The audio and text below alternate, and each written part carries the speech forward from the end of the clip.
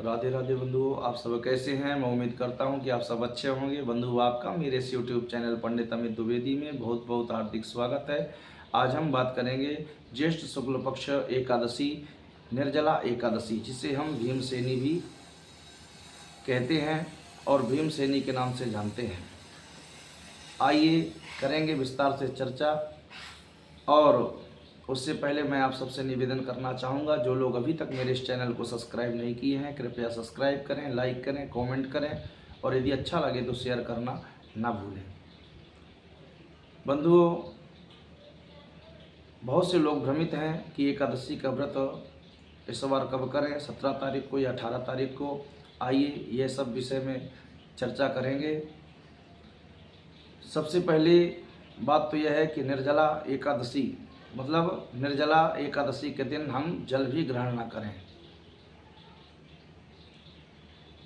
अन्न जल का त्याग करें और सात्विकता से व्रत रखें, तभी व्रत का संपूर्ण फल प्राप्त होता है।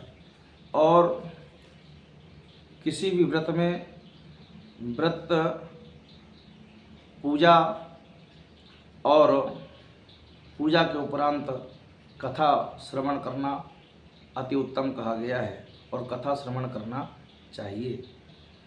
व्रत सात्विकता से रहें। व्रत के एक दिन पूर्व से ही सात्विकता का पालन करना चाहिए। लहसुन, प्याज, मांस, मदिरा इत्यादि का त्याग करना चाहिए और फिर दूसरे दिन प्रातःकाल स्नान ध्यान करके विधिवत भगवान का पूजन करना चाहिए और फिर कथा श्रवण करना चाहिए और दिन भर सात्विकता का पालन करना चाहिए। सभी एकादशियों में श्रेष्ठ एकादशी है निर्जला भीमसेनी एकादशी। आइए जानते हैं कि एकादशी तिथि कब से प्रारंभ हो रही है।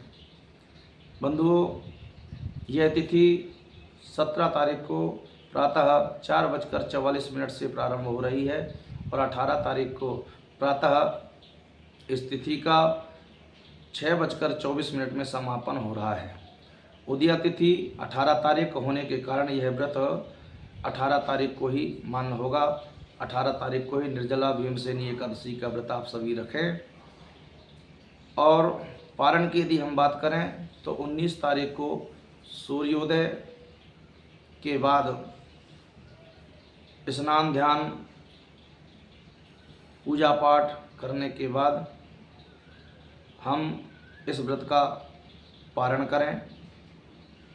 पहले यथाशक्ति यथासंभव ब्राह्मणों को भोजन करवाएं और भोजन के उपरांत उन्हें यथाशक्ति द्रव्य उपहार स्वरूप दे करके उन्हें प्रणाम करें और उसके बाद फिर आप भोजन ग्रहण करें। इससे अति उत्तम फल प्राप्त होगा। आइए जानते हैं कि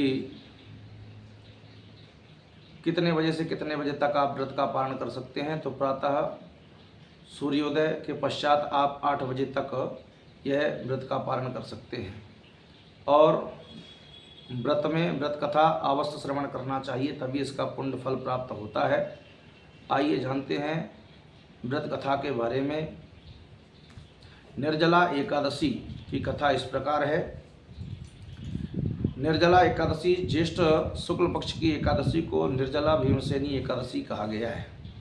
एक बार व्यास मुनि ने भीमसेन से कहा कि हे गुरुदेव, मेरी पूज्य माता कुंती व पूज्य भ्राता युधिष्ठिर तथा अर्जुन, नकुल, सहदेव, द्रौपदी सहित एकादशी का व्रत करते हैं और मुझे भी शिक्षा देते हैं कि तू अन्न मत खा, नरक में जाएगा। मेरे उदर में वृक अग्नि का निवास है और मैं उसे अन्न की आहुति ना दूं तो चर्बी को चाट जाएगी। शरीर की रक्षा करना मनुष्य का परम धर्म है, अतः आप ऐसा व्रत बतलाइए जो वर्ष में एक दिन करना पड़े और मन में व्याधियों का नाश करने वाला हो। सभी एकादशियों का फल उसके करने से मिल जावे और मुझे स्वर्ग में संबंधियों के साथ ले जाए।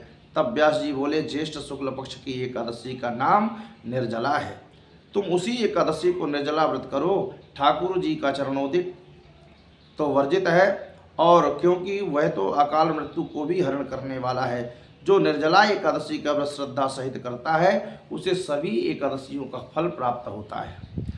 वह निश्चय ही स्वर्ग को जाता है। व्रत में पितरों के निमित्त पंखा, छाता, कपड़े का जूता, सोना चांदी या मिट्टी का घड़ा और फल इत्यादि का दान करना चाहिए। मीठे जल का प्याऊ लगा दें। हाथ स्मरणीय रखें। मुख से ओम नमो भगवते वासुदेवाय इस महामंत्र का जाप करते रहें। आप यदि फलाहारी हों तो ध्रुव के प्रथम मास की तपस्या के तुल्य उसके एक एक दिन के समान आपका फल हो जाएगा। यदि आप पवन आहारी आज रह सको तो ध्रुव के छठवें मास की तपस्या के समान होगा। श्रद्धा को पूर्ण रखना, नास्तिक का संग ना करना, दृष्टि में प्रेम का रस भरना, सबको वासुदेव का रूप समझकर नमस्कार करना, किसी के दिल की हिंसा ना करना, अपराध करने वाले का दोष क्षमा करना, क्रोध का त्याग करना, सत्य भाषण करना। जो हृदय में प्रभु की मूर्ति का ध्यान करते हैं और मुख से 12 अक्षर मंत्र का ज्ञान करते हैं रखते हैं, वे पूर्ण फल को प्राप्त करते हैं। रात्रि को रासलीला, कृष्णलीला, कीर्तन के सारे जागरण करना चाहिए। द्वादशी के दिन प्रथम ब्राह्मणों को दक्षिणा दें, भोजन करावें, दक्षिणा दें, फिर भोजन खिला करके उनकी परिक्रमा करें। ऐसी श्रद्धा भक्ति से व्रत करने वाले को कल्याण प्राप्त होता है। निर्जला का महत्व सुनने से दिव्य चक्षु खुल जाते हैं, ज्ञान खुल जाते हैं और प्रभु घूंघट उतार करके मन के मंदिर में प्रकट दिखाई देते हैं। इस एकादशी को पांडवी या भीमसेनी एकादशी भी कहते हैं। इस प्रकार से यह कथा है। कथा अवश्य व्रत में श्रवण करनी चाहिए, तभी पुण्य फल प्राप्त होता है और श्रद्धा भाव से व्रत करना चाहिए। आगे फिर मैं एक नई जानकारी के साथ आप सबके बीच उपस्थित होऊंगा। तब तक के लिए सादर जय सिया राम, राधे राधे।